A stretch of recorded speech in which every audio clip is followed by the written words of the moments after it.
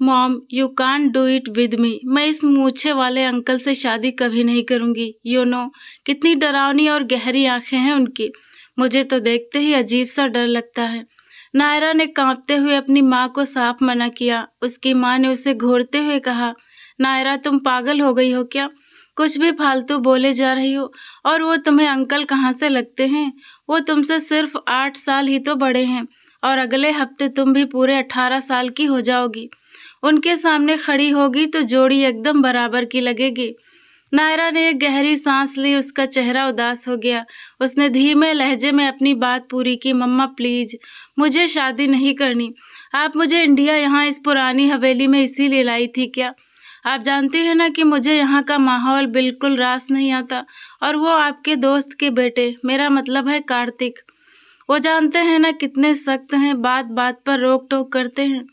पिछले कुछ दिनों में उन्होंने मुझे कितनी बातें सुनाई हैं, आपको पता है उस दिन क्या किया? मैं गार्डन में खड़ी थी और उन्होंने मुझे बुरी तरह डांट दिया। माँ ने हाथ बांधते हुए कहा, पूरी बात बताओ ना, डांटा क्यों था? नायरा में मुंह बनाते हुए कहा, मैं गार्डन में खुले बालों में शॉर्ट ड्रेस पहने पेड़ से अमरूद तोड़ रही थी, वो भी उछल उछल के। तो उन्होंने आकर लेक्चर झाड़ दिया कि कोई बाहर का इंसान देख लेगा तो क्या सोचेगा। मम्मा, लंदन में तो हमने इन सब बातों के बारे में कभी नहीं सोचा। उसकी माँ ने प्यार से उसके सिर पर हाथ फेरा और समझाया, बेटा वहाँ ऐसी नौबत आई ही नहीं, और जैसा देश वैसा वेश। ये हमारा देश है, यहाँ की अपनी परंपराएं हैं, मर्यादाएं हैं। यहाँ बेटियों को बहुत सम्मान और दर्जा दिया जाता है। लेकिन वो नायरा ही क्या जो इतनी आसानी से मान जाए। इधर नायरा नखरे दिखा रही थी और उधर पूरी हवेली को किसी दुल्हन की तरह सजाया जाने लगा था। उसकी माँ अलका जी ने ठान लिया था कि नायरा के 18वें जन्मदिन के दिन ही उसकी शादी करा के उसकी विदाई कर देंगी। लेकिन दूसरी तरफ नायरा के दिमाग में कुछ और ही चल रहा था। उसने चुपके से अपना पासपोर्ट और ज़रूरत का कुछ सामान एक जगह छिपाकर रख दिया था। नायरा इस पारंपरिक माहौल से भागकर वापस लंदन लौटने की गुपचुप तैयारी कर रही थी। दूसरी तरफ हवेली के बड़े और रौबदार हिस्से में कार्तिक अपने दादाजी के सामने खड़ा था। मैं उससे शादी कर लूं दादाजी, वो भी सिर्फ इसीलिए कि हमारे परिवार का बिजनेस और संपत्ति बाहर न चली जाए। आपने उसके पहनने ओढ़ने का अंदाज देखा है? क्या वो मेरी पत्नी बनने के योग्य है? वो कार्तिक सिंघानिया था। उसके रौब और कड़क मिजाज के चर्चे दूर दूर के शहरों तक थे। लोग मुड़ मुड़ कर इस गजब के आकर्षण वाले लड़के को देखते थे। अपने उसूलों का पक्का और बेहद संस्कारी सिंघानिया परिवार का इकलौता वारिस आज अपने दादाजी के फैसले के आगे डटकर खड़ा था। नायरा दरअसल उनके पुराने पारिवारिक बिजनेस पार्टनर जो लंदन में बस गए थे, उनकी बेटी थी। उसकी सारी जिंदगी विदेश में ही बीती थी। 1 साल पहले उनके पिता का अचानक निधन हो गया, जिसके बाद उसकी माँ अलका जी करीब 1 महीने पहले हमेशा हमेशा के लिए वापस इंडिया लौट गई। वो अचानक सब कुछ छोड़कर यहाँ क्यों चली आई, ये राज फिलहाल कोई नहीं जानता था। लेकिन पिछले कुछ दिनों से अलका जी कार्तिक के पिता मनीष जी और दादाजी अमरनाथ सिंघानिया के बीच बंद कमरे में कई गंभीर बैठकें चल चुकी थी। इस 1 महीने में नायरा और कार्तिक के बीच 2-3 बार अच्छी खासी बहस हो चुकी थी। नायरा वेस्टर्न कपड़े और शॉर्ट ड्रेस पहनने की आदी थी और बिना पारंपरिक पहनावे के कहीं भी निकल जाती थी। अब यहाँ उसकी माँ उसे दबाव बनाकर कुर्तियाँ और एथनिक ड्रेसेस पहना रही थी, जिससे नायरा बुरी तरह चिढ़ जाती थी। वो कार्तिक से पहले ही चिढ़ी हुई थी और अब तो हद ही हो गई थी जब दादाजी ने शादी की बात सामने रख दी। दादाजी अमरनाथ जी ने उसे शांत करते हुए कहा, बेटा हालात को समझने की कोशिश करो। इस पूरी प्रॉपर्टी, जमीनों और हमारे पुश्तैनी बिजनेस में आधा हिस्सा नायरा के पिता का है। अगर नायरा की शादी किसी बाहरी इंसान से हो गई तो हमारा ये पूरा बिजनेस साम्राज्य आधा रह जाएगा। जो रसूख और ताकत आज हमारे पास है वो कमजोर पड़ जाएगी। कोई बाहरी व्यक्ति हमारे बराबर आकर खड़ा हो जाएगा। हो सकता है तुम्हारी बिजनेस लीडरशिप भी खतरे में पड़ जाए। दादाजी ने जब इस उलझे हुए पारिवारिक और कानूनी मामले को समझाया तो कार्तिक सोच में पड़ गया। दादाजी ने एक गहरी सांस ली और आगे कहा, वो 1 हफ्ते बाद 18 साल की हो जाएगी। अलका चाहती है कि बालिग होते ही नायरा के सारे कानूनी अधिकार और उसकी सुरक्षा की जिम्मेदारी हमारे घर की हो जाए। हद है, इतनी कम उम्र में शादी की क्या जरूरत है? कार्तिक को ये बात अभी भी गले नहीं उतर रही थी। बेटा 18 की होते ही नायरा को उसके पिता का सारा हिस्सा कानूनी तौर पर मिल जाएगा। नियम के मुताबिक वो सब उसके और उसके पति के नाम पर ट्रांसफर हो सकता है और हम सब की यही राय है कि वो जीवन साथी तुम बनो। दादाजी की बात सुनकर कार्तिक कुछ पल के लिए बिल्कुल खामोश हो गया। उसने खुद को संभालते हुए पूछा, क्या अलका आंटी भी यही चाहती हैं? दादाजी ने हामी में सिर हिलाया। कार्तिक ने गंभीर आवाज में कहा, ठीक है, अगर आप सभी की यही मर्जी है तो मैं इस शादी के लिए तैयार हूँ, लेकिन एक बात आप भी समझ ले और बाकी सबको भी समझा दे, मुझे जरूरत से ज्यादा मॉडर्न तौर तरीके पसंद नहीं हैं। शादी के बाद नायरा को हमारे परिवार के हिसाब से ढलना होगा, वरना मुझे खुद उसे ये सब सिखाना पड़ेगा, और वो भी बहुत सलीके से। कार्तिक ने अपने इरादे साफ कर दिए थे। अमरनाथ जी ने राहत की सांस ली। अब वक्त था उस होने वाले दूल्हे की तैयारी का, जिसे मनाना सबसे मुश्किल काम था। इस वक्त हवेली के मेन हॉल में परिवार के सभी सदस्य इकट्ठा थे। वहाँ एक जरूरी पारिवारिक बैठक चल रही थी, जहाँ सब चाय नाश्ते के साथ शादी की तैयारियों पर चर्चा कर रहे थे। नायरा अपने ही ख्यालों में खोई हुई कानों में ईयरफोन लगाए अपने कमरे की तरफ जा रही थी। तभी उसकी सहेली रिया ने उसे पीछे से आवाज दी, नायरा, अरे सुनो, तुम यहाँ कहाँ जा रही हो? तुम्हें कार्तिक ने बुलाया है, वो तुम्हारे लिए कुछ खास गिफ्ट लाया है। अपनी ही धुन में मगन नायरा अचानक चौंक गई। उसने अपने कानों से ईयरफोन हटाते हुए कहा, सॉरी रिया दीदी। क्या कहा आपने? मैंने सुना नहीं। नायरा ने जैसे ही रिया की बात सुनी, उसका चेहरा बन गया। एक तो इस लड़की से कितनी बार कहा है कि मुझे दीदी मत कहा करो, बस हमेशा छोटी बच्ची बनने का शौक चढ़ा रहता है इसे। रिया ने धीरे से बड़बड़ाते हुए कहा, फिर तेज आवाज में बोली, मैं कह रही थी कि कार्तिक ने तुम्हें उस तरफ, यानी मर्दों के बैठने वाले हॉल में बुलाया है। वो तुम्हारे लिए कोई खास गिफ्ट लाया है। रिया खुद 23 साल की थी। लाल रंग के खूबसूरत लहंगे में उसका निखरा हुआ रूप और खूबसूरती अपनी जगह थी, लेकिन वो अंदर ही अंदर नायरा से बेहद जलन रखती थी। नायरा इतनी सुंदर थी कि मानो हाथ लगाओ तो मैली हो जाए। उन्हें लंदन से इस पैतृक हवेली में आए अभी मुश्किल से 1-2 महीने ही हुए थे, लेकिन इस छोटी सी अवधि में ही नायरा के रूप और आकर्षण के चर्चे हर किसी की जुबान पर थे। दबी छिपी जुबान में उसके लिए बड़े बड़े घरों से शादी के प्रस्ताव भी आने लगे थे, लेकिन किस्मत का खेल देखिए, उसका रिश्ता इसी परिवार के सबसे रसूखदार और कड़क मिजाज के उत्तराधिकारी के साथ तय हो गया, यानी कार्तिक सिंघानिया, वो मर्द जिस पर रिया की नज़रें काफ़ी समय से टिकी थी। जैसे ही नायरा आगे बढ़ी, रिया ने पीछे से उसे एक तीखी और जलन भरी नज़र से घूरा। नायरा ने उस समय लाल रंग का एक बेहद स्टाइलिश शॉर्ट कुर्ता और पटियाला सलवार पहन रखा था। उसकी पतली कमर पर वो ड्रेस जच तो रही थी, पर दुपट्टा कंधे पर केवल नाम के लिए अटका हुआ था, जिसे संभालना नायरा ने जरूरी नहीं समझा।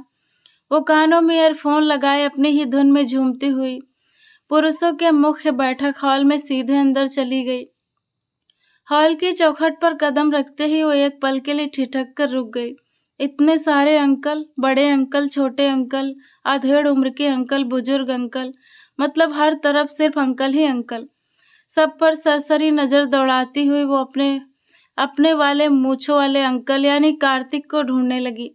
तभी उसे सामने की बड़ी कुर्सी पर कार्तिक बैठा दिखाई दिया, जिसकी कड़क और गहरी आंखें सीधे इसी अप्सरा जैसी लड़की पर टिकी थी।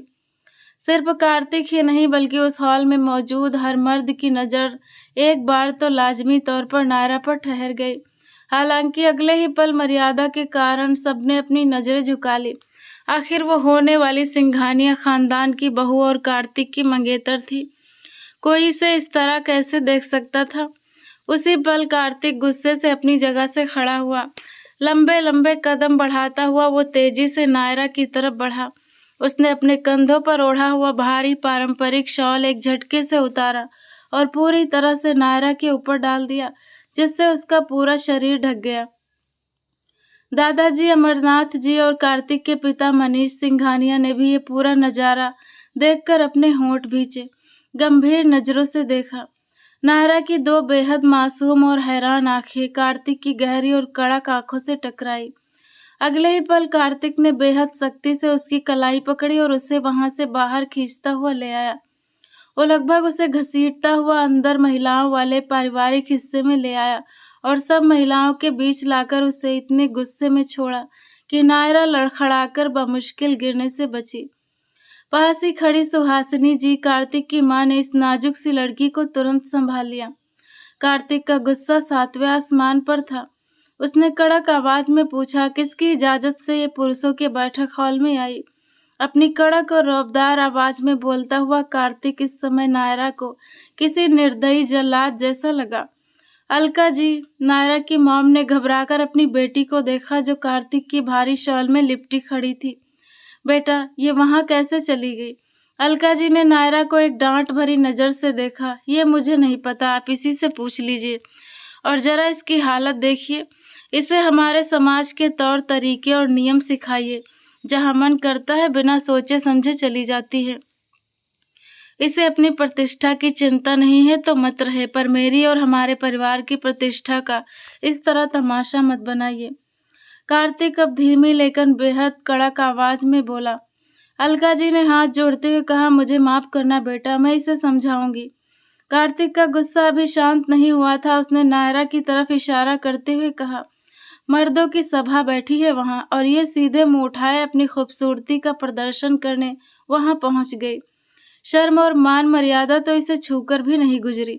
उसने सारा दोष नायरा पर मढ़ दिया।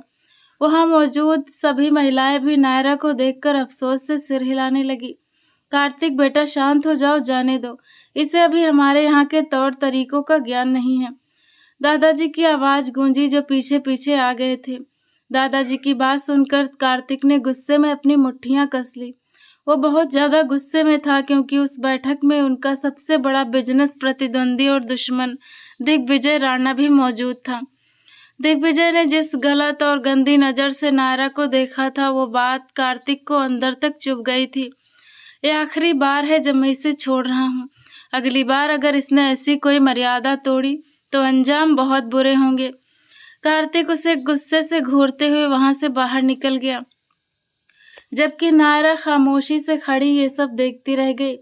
उसकी खूबसूरत आंखें आंसुओं से भर गई। उसकी माँ उसकी शादी एक ऐसे इंसान से करवा रही थी जिसे सिर्फ गुस्सा करना, घूरना, कड़वी बातें सुनाना और रौब जमाना आता था। इसीलिए वो इस इंसान से शादी करने के सख्त खिलाफ थी। अब तो उसने अपने दिल में पक्का संकल्प कर लिया था कि चाहे कुछ भी हो जाए, वो मर जाएगी लेकिन इस इंसान से शादी कभी नहीं करेगी जिसने पूरी हवेली के सामने उसका इतना बड़ा अपमान किया था। अलका जी चुपचाप उसे कलाई से पकड़कर सांत्वना देती हुई उसके कमरे में ले गई और दरवाजा बंद कर लिया। आखिर चाहती क्या हो तुम? क्यों इस उम्र में मुझे समाज में बदनाम करना चाहती हो? सब मेरी परवरिश पर उंगलियां उठा रहे हैं। क्या यही सिखाया है मैंने तुम्हें? माँ की आंखों में आंसू देखते ही नायरा भी फूट फूट कर रो पड़ी। मेरी कोई गलती नहीं है मम्मा, वो हिचकियों के साथ रोई। हाँ, सारी गलती मेरी ही है जो अपनी मर्यादा और तुम्हारी सुरक्षा की खातिर परदेश छोड़कर वापस अपने देश, अपने लोगों के बीच आ गई। अलका जी के मुंह से अचानक निकले इन शब्दों को सुनकर नायरा चौंक गई। उसने रोना रोककर अपनी माँ को देखा। आप किसकी बात कर रही हैं मम्मा? सुरक्षा कैसी? किसी की नहीं। अलका जी ने बात संभालते हुए अपने हाथ जोड़ लिए। ये मेरे जुड़े हुए हाथ देख लो नायरा, और अब आगे से कोई ऐसी बेवकूफ़ी मत करना। यहाँ के मर्दों के आत्मसम्मान और गुस्से को चुनौती मत देना। और ये दुपट्टा, ये हर वक्त तुम्हारे कंधों पर झूलता हुआ नजर नहीं आना चाहिए मुझे। इसे अपने सिर पर रखो। अलका जी ने खुद दुपट्टा खोलकर उसके सिर पर डाल दिया, जिससे उसके सुनहरे और खूबसूरत बाल छिप गए। अलका जी अपनी बेटी को खुद भी कभी नजर भर कर नहीं देखती थी कि कहीं उनकी अपनी ही ममता की नजर उसे न लग जाए, क्योंकि नायरा की खूबसूरती सचमुच असाधारण थी। नायरा की खूबसूरती ही जैसे उसकी सबसे बड़ी दुश्मन बनी हुई थी।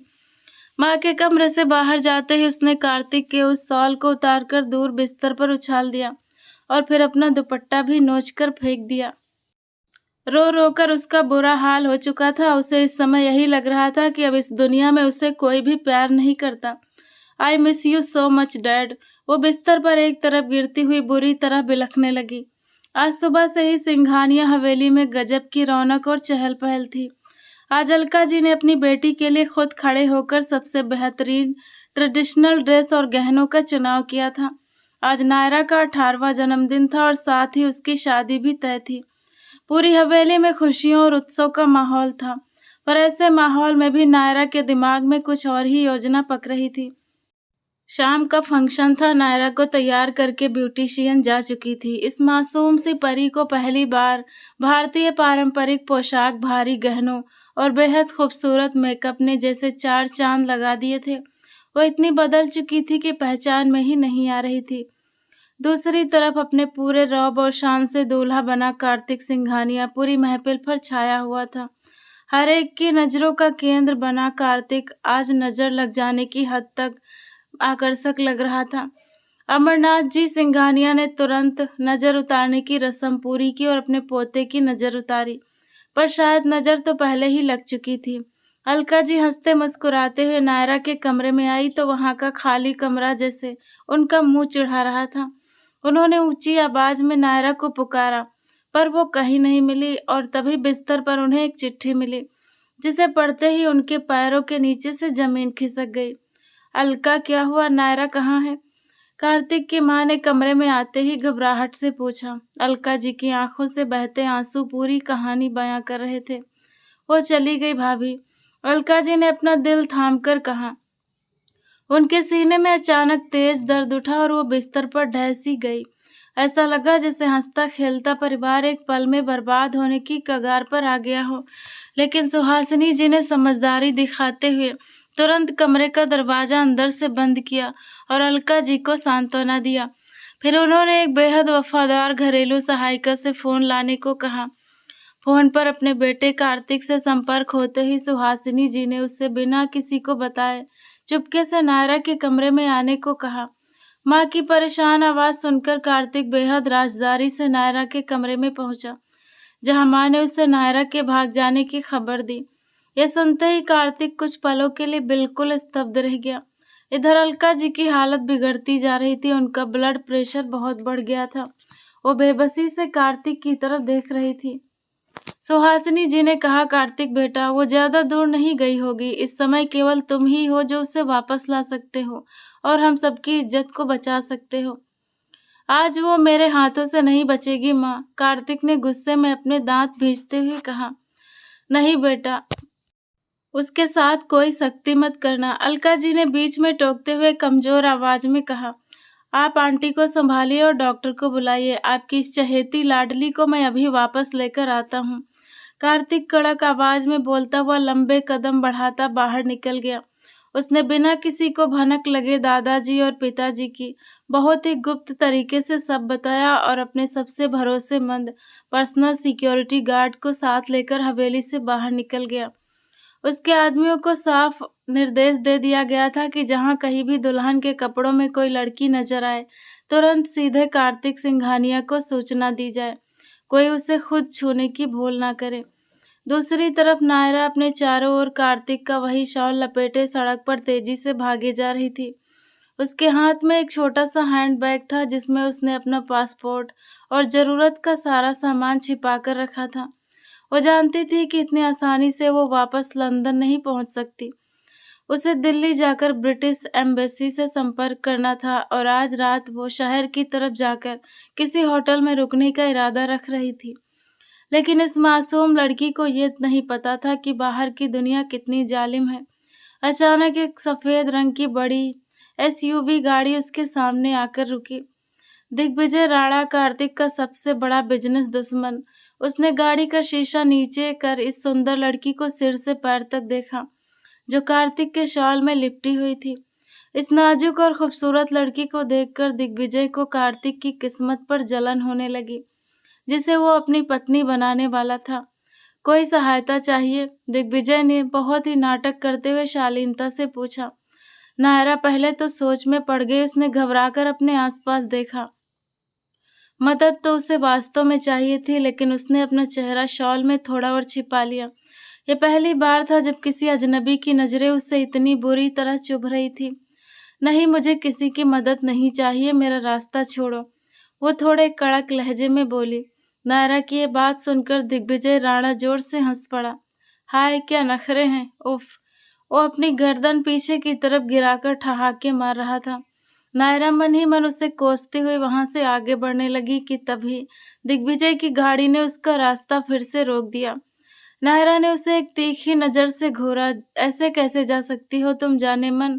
कार्तिक सिंघानिया से अभी बहुत सारे पुराने हिसाब किताब बाकी हैं। चलो आज वो सारे हिसाब तुम्हारे जरिए पूरे करता हूँ। दिग्विजय राणा ये कहते ही अपनी गाड़ी से बाहर निकला और गाड़ी के बोनट पर पैर टिकाते हुए आगे बढ़ा। उसकी इस हरकत को देखकर नायरा के मुंह से एक चीख निकल गई।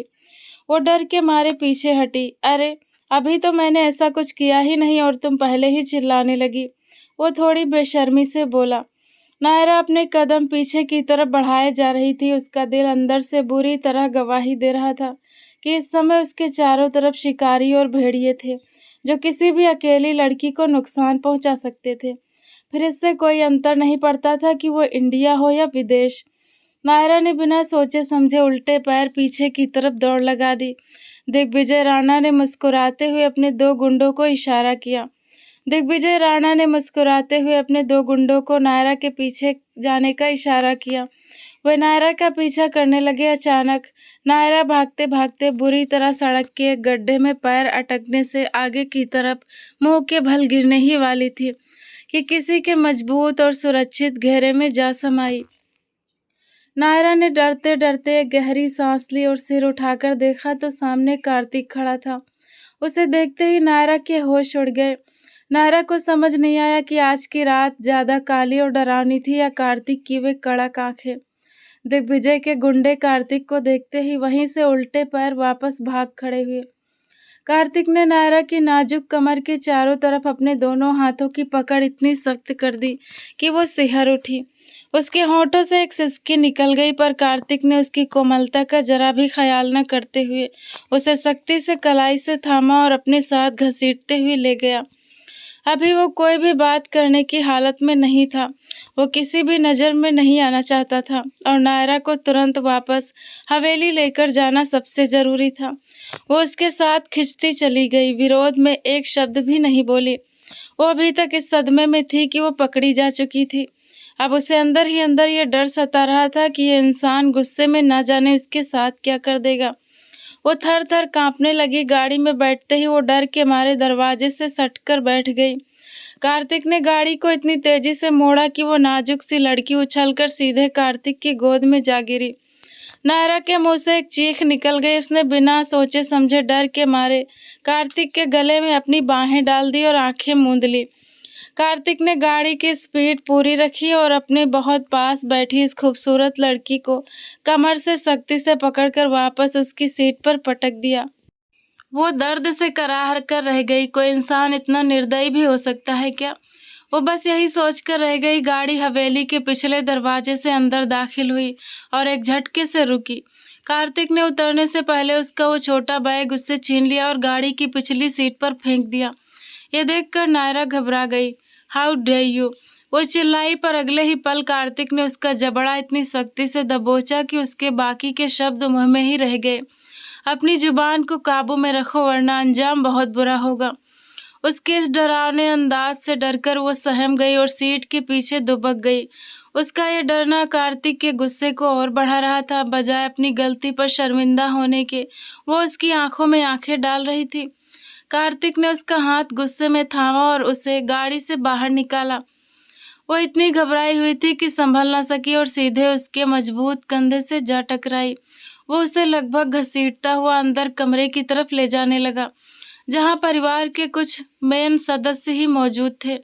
अगर अब इस कमरे में एक कदम भी बाहर रखा तो मुझसे बुरा कोई नहीं होगा। कार्तिक ने कमरे में ले जाकर उसे गुस्से से बिस्तर पर गिराते हुए चेतावनी दी। अलका जी तो अपनी बेटी को सही सलामत देखकर जैसे ही उठी, लेकिन उसका इस तरह हवेली से चुपके से निकल जाना उन्हें अंदर तक चोट पहुंचा गया था।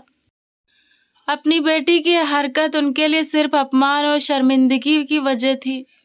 कार्तिक नायरा को वहीं छोड़ता हुआ कमरे से बाहर निकल गया। अगर वो वहां एक पल भी और रुकता तो शायद अपने गुस्से पर काबू नहीं रख पाता।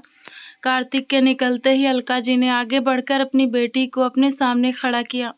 उनकी आंखों में कुछ ऐसा गंभीर दर्द था कि एक पल को नायरा की नजरें झुक गई। उसने अपने होंठ भींचे और अपनी माँ की तरफ देखा। मुझे इस तरह मत देखो नायरा, आज तुमने अपनी माँ को जीते जी मार दिया है। आज अगर कार्तिक तुम्हें सही समय पर वापस लेकर नहीं आता तो विश्वास मानो, आज शाम तक समाज में मेरा मुंह दिखाने लायक सम्मान नहीं बचता। उनके इन कड़वे और भारी शब्दों से नायरा के दिल पर जैसे छुरियां चल गई। उसने आगे बढ़कर माँ का हाथ थामना चाहा, लेकिन अलका जी ने गुस्से से अपना हाथ झटक दिया। तुम्हारी किस्मत अच्छी है कि इतना सब कुछ हो जाने के बाद भी कार्तिक इस शादी के लिए तैयार है और तुम्हें अपना जीवन साथी स्वीकार कर रहा है, वरना कोई और उसकी जगह होता तो तुम्हें कभी माफ नहीं करता। क्यों मम्मा? वाई, क्या किया है मैंने? मैं बस अपनी जिंदगी अपनी मर्जी से जीना चाहती हूँ, पूरी आज़ादी के साथ। कौन सी आज़ादी चाहिए तुम्हें? अलका जी ने उसे झकझोरते हुए पूछा।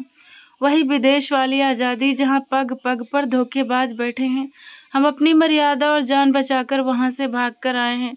अगर उस रात में तुम्हें वहाँ से लेकर नहीं निकलती तो जानती हो तुम्हारे और मेरे साथ क्या होता? नहीं नायरा, तुम कुछ नहीं जानती, तुम कुछ नहीं समझती हो। अलका जी उसे लगातार समझा ही रही थी कि बाहर से पंडित जी और मर्दों के कदमों की आवाज़ सुनाई दी। उन्होंने नायरा को तुरंत एक तरफ बिठाते हुए कार्तिक का वो भारी शॉल उसके ऊपर अच्छे से उड़ा दिया। ये अब आखिरी बार है नायरा, मेरे आत्मसम्मान का तमाशा मत बनाना। शादी की रस्म शुरू हो रही है, इसे स्वीकार करो। उनके कहते ही मनीष जी पंडित जी के साथ कमरे के अंदर दाखिल हुए और शादी के मंत्र गूंजने लगे। पंडित जी ने दोनों का गठबंधन कराया और अग्नि के फेरों की रस्में शुरू हुई। नायरा का जी तो चाहा कि वो इस शादी के लिए साफ मना कर दे, पर उसकी आंखों के सामने कार्तिक का कड़क और रौबदार चेहरा घूमने लगा। उसकी गहरी आंखों को याद करके नायरा का दिल बुरी तरह धड़क रहा था, लेकिन इस समय अपनी माँ की खातिर इस शादी को स्वीकार करने के अलावा उसके पास और कोई रास्ता नहीं था। गठबंधन के पवित्र फेरे पूरे हुए और दोनों ने एक दूसरे को वरमाला पहनाई। मनीष जी और अलका जी ने उसके सिर पर हाथ रखकर आशीर्वाद दिया तो एक पल के लिए नायरा को अपने स्वर्गीय पिता की शिद्दत से याद आई। काश वो जिंदा होते तो आज उसके साथ ये सब जबरदस्ती न हो रही होती। रस्में पूरी होने के बाद बाकी लोग बाहर जा चुके थे और नायरा को लग रहा था जैसे उसने अपनी सांसें इस हवेली में हमेशा के लिए कैद करवा दी हो। अब कार्तिक सिंघानिया न जाने उसके साथ कैसा व्यवहार करेगा, और उसका वो बैग जिसमें उसका पासपोर्ट और सब कुछ था वो भी कार्तिक ने अपने कब्जे में ले लिया था। इसका मतलब था कि अब वो हमेशा के लिए यहीं बंध चुकी थी। कुछ देर बाद बाहर बधाई और उत्सव का शोर गूंज उठा। ढोल नगाड़ों की थाप पर कार्तिक सिंघानिया की शादी का जश्न मनाया जा रहा था। पूरी सिंघानिया हवेली को दीपों से सजाया गया था, हर तरफ रोशनी और उल्लास था, लेकिन नायरा का दिल बुरी तरह उदास था। कुछ देर बाद रीति रिवाजों के अनुसार उसे कार्तिक के सजे हुए कमरे में पहुंचा दिया गया। वो किसी बेजान मूर्त की तरह बन चुकी थी। वो जैसा कह रहा था वो चुपचाप करती जा रही थी। सभी बड़ों की नसीहतें सुन रही थी, लेकिन उसे कुछ समझ नहीं आ रहा था। उसे तो बस कार्तिक का डर खाए जा रहा था। न जाने अपनी परंपराओं और नियमों को कड़ाई से मानने वाला ये सख्त स्वभाव का इंसान उसके साथ कैसा बर्ताव करेगा। रात काफी बीत चुकी थी, लेकिन कार्तिक अभी तक कमरे में नहीं आया था। उसका इंतजार करते करते वो पूरी तरह थक गई थी। घर की सहायिका ने खाना दिया, जूस पिलाने की कोशिश की, पर नायरा ने किसी एक चीज को भी हाथ नहीं लगाया। उसके गले से खाने का एक निवाला भी नहीं उतर रहा था। रात के 12 बज गए थे, पर किसी ने आकर उसकी सुध नहीं ली। उसे लगा कि शायद कार्तिक आज रात कमरे में नहीं आएगा, इसीलिए वो बिस्तर से उठी और ड्रेसिंग मिरर के आगे जाकर खड़ी हो गई। अचानक उसे बहुत तेज चक्कर आया। उसकी जिंदगी एकदम से बदल गई थी। वो अंदर से कांप रही थी। कमरे में हीटर चालू था, लेकिन फिर भी उसे अजीब सी ठंड लग रही थी। उसने अपनी सारी भारी ज्वेलरी उतारकर एक तरफ रख दी और अपना भारी दुपट्टा भी हटा दिया। ठीक उसी पल कार्तिक ने कमरे में प्रवेश किया और दरवाजा अंदर से लॉक कर दिया। नायरा की तो मानो सांसें ही रुक गई। उसके हाथ वहीं जम गए। सफेद बर्फ जैसी बेइंतहा खूबसूरत लड़की जो बिना गहनों के भी गजब की आकर्षक लग रही थी, वो सहमी हुई नजरों से कार्तिक को देखने लगी। कार्तिक ने धीरे धीरे कदम बढ़ाते हुए उसकी तरफ कदम बढ़ाए। बिना पलक झपके वो उसे अपनी गंभीर और कड़क नजरों से देख रहा था। ड्रेसिंग मिरर के पास जाकर वो सीधे खड़ा हो गया। उसने अपने सीने पर हाथ बांधे और उसे सिर से पैर तक देखा, जिससे नायरा पूरी तरह असहज हो गई। नायरा को उसके देखने का अंदाज बहुत अलग और गहरा लगा। वो बिना एक शब्द कहे बस उसे देखे जा रहा था और उसकी ये खामोशी नायरा के दिल की धड़कनें बढ़ा रही थी। करो ना चेंज, रुक क्यों गई? वैसे भी कौन सा तुमने ये सब श्रृंगार मेरे लिए किया है? कार्तिक ने अपने माथे पर बल डालते हुए तीखे लहजे में कहा। और तुम जैसी लड़की से मुझे इससे ज्यादा कोई उम्मीद भी नहीं थी। आप कहना क्या चाहते हैं? मुझ जैसी लड़की से क्या मतलब आपका? नायरा को जैसे इस बात पर गुस्सा आ गया। एक तो वो उसे पकड़कर वापस हवेली ले आया, ऊपर से दबाव बनाकर शादी भी कर ली, और अब वो उसे इस तरह के ताने दे रहा था। मुझ जैसी लड़की का मतलब तुम जैसी लड़की, जिन्हें न अपने माँ के सम्मान का ख्याल है और ना ही इस परिवार की मर्यादा का। तुमने ये तक नहीं सोचा कि तुम्हारी इस बचकानी हरकत से तुम्हारी माँ पर क्या गुजरती। मना किया था मैंने मम्मा को, मुझे ये शादी नहीं करनी थी। उन्होंने मेरे साथ जबरदस्ती की, मेरे पास और कोई रास्ता नहीं बचा था। अच्छा, और अब क्या हुआ? अब कौन सा रास्ता चुनोगी? तुम्हें क्या लगा था तुम भागोगी और कार्तिक सिंघानिया की नज़रों से बच जाओगी? तुम पाताल में भी जाकर छिप जाती ना, तब भी मैं तुम्हें ढूंढ निकालता। उसकी इन कड़क बातों पर नायरा के लाख रोकने के बावजूद आंखें छलक आई। जानती हूँ मेरी किस्मत में अब यही हवेली और यहाँ के लोग लिखे हैं, और खासकर आप, जो चाहे मेरे साथ सलूक करें। अब तो मम्मा भी कुछ बोलने वाली नहीं है। उनका दिल जो दुखा चुकी हूँ, एक बुरी बेटी बन चुकी हूँ मैं। बताइए क्या सजा है मेरी? वो अपने आंसू पोंछते हुए बिल्कुल उसके सामने आकर खड़ी हो गई। दोनों एक दूसरे से सिर्फ 2 कदम के फासले पर थे। उसकी इस बेबाकी और खूबसूरती को देखकर कार्तिक के अंदर एक अजीब सी हलचल मची। उसकी नवविवाहित पत्नी अब खुद सजा के लिए सामने खड़ी थी, तो वो कैसे पीछे रहता? उसने एकदम से नायरा की कमर में अपना हाथ डाला और उसे अपने मजबूत सीने से जोर से भींच लिया। उसका कोमल शरीर जैसे ही कार्तिक से टकराया, पूरे वजूद में एक अजीब सी सनसनाहट दौड़ गई। एक पल के लिए दोनों के बीच गहरी खामोशी छा गई। दोनों के दिलों की धड़कनें एक दूसरे के साथ मिलकर तेज धड़क रही थी। तुम्हारे अंदर इतनी हिम्मत और शक्ति है कि मेरी दी हुई कड़ाई और सजा को सहन कर सको?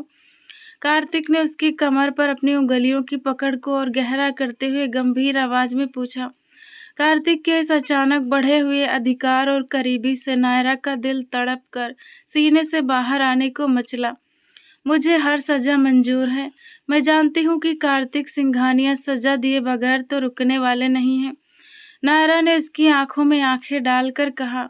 इसके बाद कार्तिक के चेहरे पर एक बेहद आकर्षक और हल्की सी मुस्कान आ गई। अगले ही पल थोड़ा सा झुकते हुए वो अपने होंठ उसके चेहरे के बेहद करीब ले गया और धीमी आवाज में बोला, जितनी तुम खूबसूरत हो, काश तुम्हारा दिल भी उतना ही खूबसूरत होता, और तुम में थोड़ी सी मर्यादा और समझ होती, तो तुम सच में मेरी मनपसंद पत्नी बनती। तुम सच में मेरी मनपसंद पत्नी बन सकती थी। सारे संसार की खुशियां तुम्हारे कदमों में डाल देता कि तुम स्वयं अपने भाग्य पर गर्व करती, पर तुमने अपने आप मेरी नज़रों से गिरा दिया। अब शायद तुम कभी वो जगह न पा सको जिसकी तुम हकदार थी। कार्तिक ने उसे झटके से छोड़ा और पीछे हटा। एकदम झटके से छोड़ने पर नायरा लड़खड़ाकर पीछे गिरने लगी। तभी कार्तिक ने वापस फुर्ती से उसकी कलाई पकड़ी और उसे अपनी तरफ खींच लिया। आंखों के आगे अंधेरा आने से चकराती हुई वो सीधे उसके मजबूत सीने पर जा गिरी। उसका पूरा शरीर एक पल में ठहर सा गया। कार्तिक ने उसे अपनी बाहों में उठाया और बिस्तर की तरफ ले आया। कलियों जैसी नाजुक नायरा इस समय बिस्तर पर बेजान हालत में पड़ी थी। उसकी बेपनाह खूबसूरती से नजरें चुराते हुए कार्तिक ने झुककर उसके गाल पर थपकी दी। वो उसे होश में लाना चाहता था, पर वो अचेत पड़ी रही। कार्तिक ने पानी की कुछ बूंदें उसके चेहरे पर छिड़की तो उसने थोड़ा कसमसाकर आंखें खोलने का प्रयास किया, लेकिन बोझल पलकों को वो खोल नहीं पाई। सुबह से बिना अन्न जल के वो इतना कुछ झेल चुकी थी कि अब उसका शरीर जवाब दे गया था। कार्तिक ने अपने घने बालों में हाथ फेरा, पास रखे पानी के गिलास को उठाया और नायरा के सिर को थोड़ा सहारा देकर ऊपर उठाते हुए उसे पानी पिलाने लगा। उसके कोमल होठों ने जब गिलास को छुआ तो कार्तिक को अंदर ही अंदर एक अजीब सा खिंचाव महसूस हुआ। एक ही सांस में सारा पानी पीकर वो कार्तिक को अपनी बड़ी बड़ी आंखों से देखने लगी। मैं संस्कारी हूँ, मैं किसी के साथ भाग नहीं रही थी। मेरा चरित्र न जाने क्यों वो अचानक अपनी सफाई देने लगी थी। कार्तिक ने उसके होठों पर अपनी उंगली रख दी और उसे एकदम चुप करा दिया।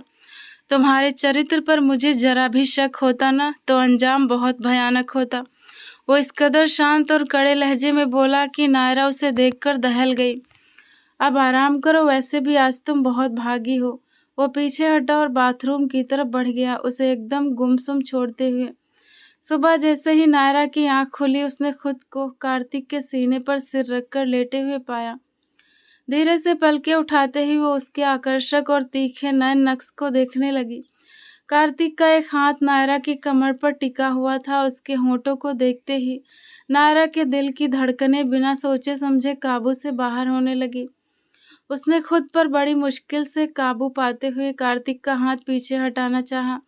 तभी कार्तिक ने नींद में ही कसमसाकर उसे अपने साथ और जोर से भींच लिया। इस बार तो नायरा की सांस ही रुक गई।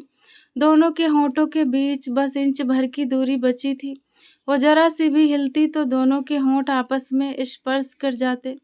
वो बिना पलक झपकाए उसे देखे जा रही थी कि तभी खुद पर नजरों की तपिश महसूस करते हुए कार्तिक ने अपनी नींद से बोझल आंखें खोल दी। ठीक इसी पल नायरा ने तुरंत अपनी आंखें बंद कर ली और सोने का नाटक करने लगी। कार्तिक ने उसके मासूम और बेहद सुंदर चेहरे को देखा। काश जितनी तुम दिखने में भोली हो उतनी ही दिल से भी मासूम होती। वो मन ही मन सोचता हुआ अपना हाथ नायरा के ऊपर से हटा गया। उसने धीरे से नायरा का सिर अपने कंधे से हटाकर तकिए पर रखना चाहा। नायरा जो बिल्कुल स्थिर पड़ी थी, कार्तिक को तुरंत आभास हो गया कि वो जाग रही है और केवल सोने का ढोंग कर रही है। कार्तिक की आंखों में एक शरारत भरी और गहरी चमक उभर आई। वो अब उसके इस नाटक का अंत करने वाला था। वो बहुत आराम से उसके चेहरे की तरफ झुका और उसके नयन नक्श को निहारने लगा। नायरा अंदर से बुरी तरह घबरा रही थी, उसके होंठ कांप रहे थे। कार्तिक पूरी तरह उस पर हावी होने लगा था। उसने बिना कोई ढील दिए नायरा के भारी लहंगे की डोरी को एक झटके से खींचकर खोल दिया। नायरा ने डर और घबराहट में अपनी आंखें खोलने की कोशिश की, लेकिन इससे पहले कि वो कुछ समझ पाती, कार्तिक ने उसके लहंगे के साथ पहनी भारी कढ़ाई वाली चोली को भी पूरी तरह से उतारकर दूर फेंक दिया। वो पूरी तरह से नायरा के नाजुक बदन पर हावी हो गया और अपनी कड़क उंगलियों की पकड़ को उसके सीने पर जमाते हुए उन्हें पूरी ताकत से दबाने लगा। इस अचानक और तीखे स्पर्श से नायरा के मुंह से एक गहरी सिसकी निकल गई और उसका पूरा बदन सिहर उठा। बहुत नाजुक हो तुम। मुझ जैसे सख्त स्वभाव के इंसान को सहन करना तुम्हारे बस की बात नहीं है, उसने नायरा के कान के पास बहुत भारी और डार्क आवाज में कहा। उसकी गर्म सांसों के छूते ही नायरा के पूरे बदन में बिजली सी दौड़ गई। कार्तिक ने हल्के से उसके गाल पर प्यार से काटा और पीछे हट गया। नायरा अपने गाल पर हाथ रखे उसे बहुत गुस्से और हैरानी से देखती हुई बिस्तर पर उठ बैठी। ऐसे क्या देख रही हो? यह तुम्हारी सजा है। वो खड़ा होते हुए अपने बालों को ठीक करते हुए बोला। किस बात की सजा? वो नासमझी से उसे देखते हुए पूछने लगी। फिर कभी बताऊंगा, अब उठो और जाकर तुरंत नहाओ। वो एकदम गंभीर हो गया। इतनी ठंड में सुबह सुबह कौन नहाता है? मुंह बनाती हुई वो वापस रजाई के अंदर घुसने लगी तो कार्तिक ने उसे तिरछी नजर से देखा। जैसे विदेश में पढ़कर आई हो, इतनी नासमझ तो हो नहीं कि तुम्हें ये भी ना पता हो कि शादी की पहली सुबह पति पत्नी के लिए नहाना क्यों जरूरी होता है। इस बार वो इतने साफ शब्दों में बोला कि नायरा शर्म के मारे लाल हो गई। हमारे लिए जरूरी नहीं है, वो हकलाते हुए बोली। तो इसे जरूरी बना देते हैं। वो अपनी शर्ट की कफ मोड़ता हुआ उसकी तरफ बढ़ा तो वो झट से बिस्तर छोड़कर दूसरी तरफ जा खड़ी हुई। मैं जा रही हूँ। वो तुरंत मुड़ी और अलमारी से अपने कपड़े लेकर बाथरूम में घुस गई। कार्तिक ने अपना सिर झटका और मोबाइल पर अपने मैनेजर से बात करने लगा, जिसने आज होने वाली एक खास बिजनेस मीटिंग के बारे में बताया था। वो उसकी पूरी जानकारी ले ही रहा था कि तभी बाथरूम से नायरा की एक तेज चीखने की आवाज़ आई। कार्तिक एकदम चिंतित हो गया। क्या हुआ नायरा? नायरा तुम ठीक हो? वो घबराहट में उसे पुकारने लगा, लेकिन अंदर से कोई जवाब नहीं आया। नायरा तुम ठीक हो ना? हाँ हाँ ठीक हूँ, वो अंदर से कांपती आवाज़ में बोली। फिर चिल्लाई क्यों? वो दरवाजे के पास खड़े होकर पूछने लगा। वो भूल से मैंने ठंडे पानी का नल चालू कर दिया था। कार्तिक उसकी इस नासमझी पर अपना सिर पीटता हुआ पीछे हटा। ध्यान से, कहीं ऐसा ना हो कि सुबह सुबह ये गोरी बिल्ली बर्फ की सिल्ली में जम जाए और सारा दोष मुझ पर आ जाए कि मैंने अपनी पत्नी को परेशान किया। वो बाहर खड़ा ऊंची आवाज में तंज कस रहा था, जबकि नायरा ने इस समय खामोश रहना ही ठीक समझा। सुबह से ही हवेली में औरतों का आना जाना लगा हुआ था। सभी नायरा की मुंह दिखाई की रस्म के लिए आ रहे थे और हर कोई उसकी सुंदरता की तारीफ कर रहा था। नायरा सबको मुस्कुराकर जवाब दे रही थी कि अचानक रिया को देखते ही उसके होंठों से मुस्कान गायब हो गई। रिया का चेहरा बिल्कुल भावहीन था। वो धीरे धीरे कदम उठाती हुई नायरा के पास चली आई। कैसी हो? रात कैसी बीती? उसके पूछने के तीखे अंदाज को देखकर नायरा का मन किया कि खींचकर एक थप्पड़ उसे लगा दे, लेकिन सबके सामने ऐसा नहीं कर सकती थी। वो बस सोच ही रही थी और रिया उसकी इस सोच को ताड़ गई। तुम्हें पता है तुम सिर्फ सोच सकती हो, लेकिन मैं बहुत कुछ कर सकती हूँ। वैसे तुम्हें यहाँ से भाग जाने के बाद वापस नहीं आना चाहिए था। इस तरह तो तुम बहुत बड़ी हारी हुई खिलाड़ी लग रही हो। वो उसके पास बैठी हुई बाहर से मुस्कुराकर बात कर रही थी। क्या कर सकती हो तुम? इससे ज्यादा बुरा क्या करोगी कि तुमने मुझे रात के अंधेरे में हवेली से भगाने की साजिश रची। कितनी स्वार्थी हो तुम रिया। क्या मिला तुम्हें ये सब करके? नायरा ने उसे तीखी नजरों से घूरते हुए दबी आवाज में कहा। अपना मुंह बंद रखो, नहीं मैं कार्तिक से कहकर तुम्हारा वो हाल करवाऊंगी कि सारी जिंदगी याद रखोगी। वो नायरा को अपनी तरफ से डराने की कोशिश कर रही थी कि तभी नायरा ने अहंकार से अपनी गर्दन उठाई। वो मुझे क्या कहेंगे? रात भर वो अपने जुनूनी प्यार और नज़दीकी में मुझे हावी होकर भिगोते रहे। वो तो मेरी सुंदरता के आगे एक पल में पिघल गए।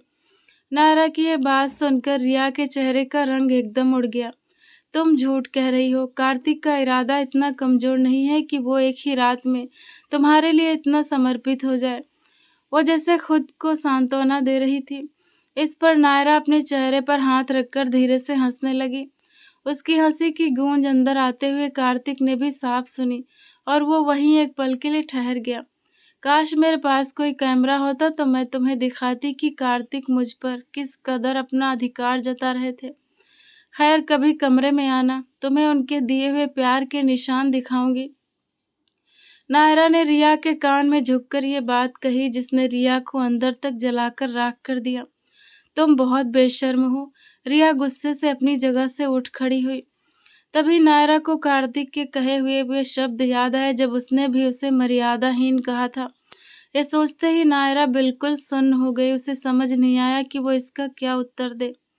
इसी बीच मंच की तरफ आते हुए कार्तिक ने रिया के आखिरी शब्द सुन लिए थे। उसके माथे की नसें तन गई। अपनी जुबान को लगाम दो रिया, कार्तिक ने उसके पास आते हुए कड़क कर कहा।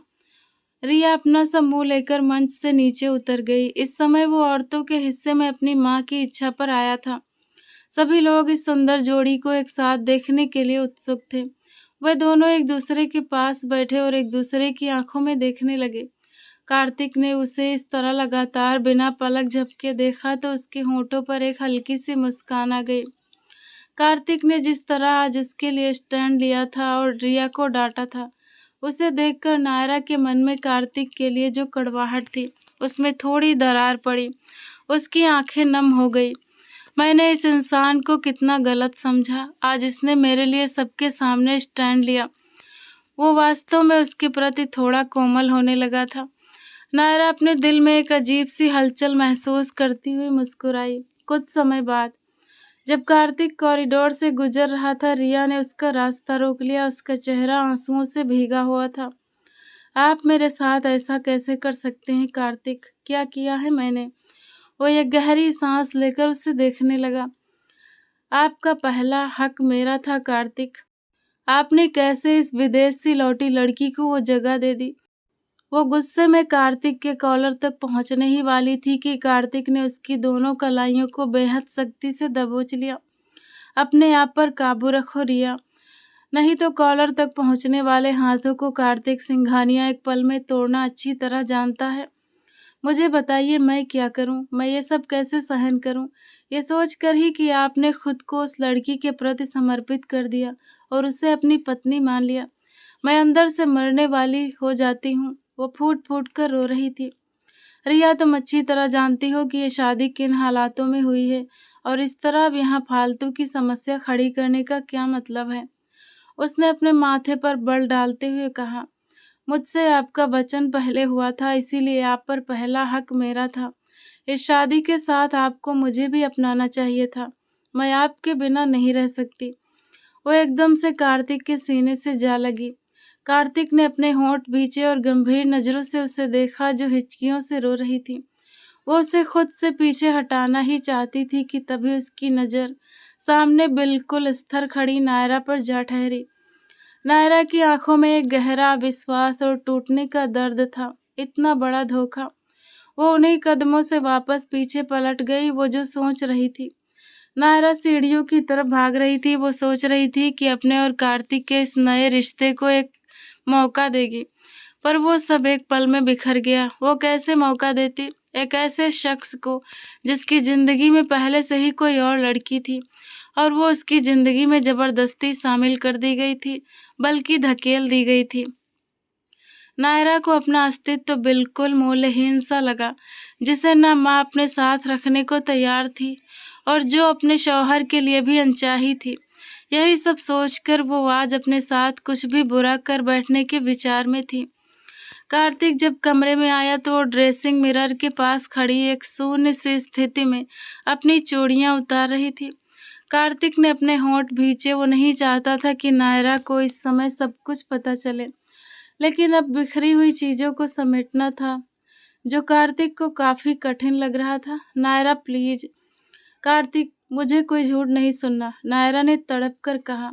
आपने और मम्मा ने ये साबित कर दिया कि मेरा कोई मूल्य नहीं है। मैं ना तो आपको कभी माफ करूंगी और ना ही मम्मा को। उसने कार्तिक के सीने पर अपनी उंगली टिकाकर बड़े कड़े और तेज लहजे में कहा। वो बिस्तर की तरफ बढ़ी, पर फिर से उसकी तरफ वापस पलटी। और हाँ, मुझे दूसरों के पाप अपने सिर लेने का कोई शौक नहीं है। मैं पहले ही बहुत बड़ी गुनहगार बन चुकी हूँ। आप अपनी उस पहली लड़की के पास जाएं और उसे उसका हक दें। आने वाले समय में इस अधर्म का दोष भी मेरे हिस्से में आ जाएगा। वो कितनी दर्द से बोली थी। कार्तिक उसका लहजा देखकर उसकी आंतरिक स्थिति का अनुमान लगा सकता था। वो बिस्तर पर लेटी और रजाई सिर तक ओढ़ ली। कार्तिक वहीं स्तंभित खड़ा रह गया। शादी की पहली ही रात दोनों एक दूसरे से दूर होकर सो रहे थे, जबकि इस रात के लिए दोनों ने न जाने क्या कुछ सोचा था। सब कुछ नष्ट हो गया था। नायरा ने एक बोझल मन से अपनी आंखें मूंद ली और करवट बदल ली। ठीक इसी पल कार्तिक ने पीछे से आकर उसे अपनी मजबूत बाहों में पूरी तरह से भर लिया। नायरा का पूरा बदन एकदम सुन्न हो गया।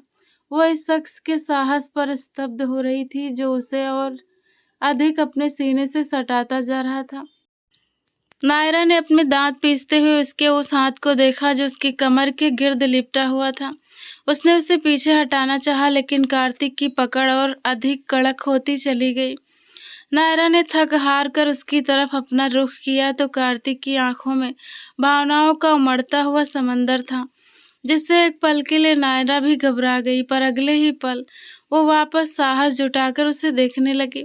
हाथ हटाइए कार्तिक जी, नहीं तो मुझसे बुरा कोई नहीं होगा। उसका ये तीखा अंदाज और इस अंदाज में का कार्तिक जी उसका कहना कार्तिक को एक अजीब से आनंद और अधिकार से भर गया। और अगर मैं ना हटाऊं तो? कार्तिक ने उसे और अधिक अपनी तरफ खींचा और अपने सीने से पूरी तरह चिपका लिया। आप क्यों मेरे नजदीक आ रहे हैं? हमारे बीच ऐसा कोई दिल का रिश्ता नहीं है कि हम एक दूसरे के इतने पास आए।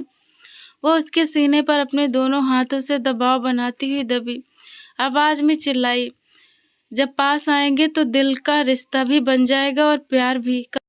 कार्तिक ने उसका सिर तकिए पर टिकाया और पूरी तरह उसके ऊपर हावी हो गया। एक पल के लिए नायरा बिल्कुल शांत हो गई। आप मेरे साथ इस तरह जबरदस्ती करेंगे? वो अविश्वास से बोली। कार्तिक ने झुककर उसके माथे पर अपने होंठ रख दिए। उसका पहला लम्स महसूस करते ही नायरा ऊपर से नीचे तक कांप उठी। कल इतना कुछ हुआ, क्या किया मैंने तुम्हारे साथ? क्या जबरदस्ती की? मैं चाहता तो तुम्हें केवल सजा देने के लिए भी तुम्हारे नजदीक आ सकता था ना, पर मैंने ऐसा नहीं किया। फिर मुझ पर यह दोष क्यों लगा रही हो? आपने मुझसे झूठ बोलकर शादी की। आपने अपने जीवन का वो सच मुझसे छुपाया क्यों? वो रोते हुए गुस्से से उसका कॉलर जकड़ गई। ये वही कॉलर था जिस पर कुछ देर पहले रिया हाथ डालना चाह रही थी और कार्तिक ने उसे अवसर नहीं दिया था।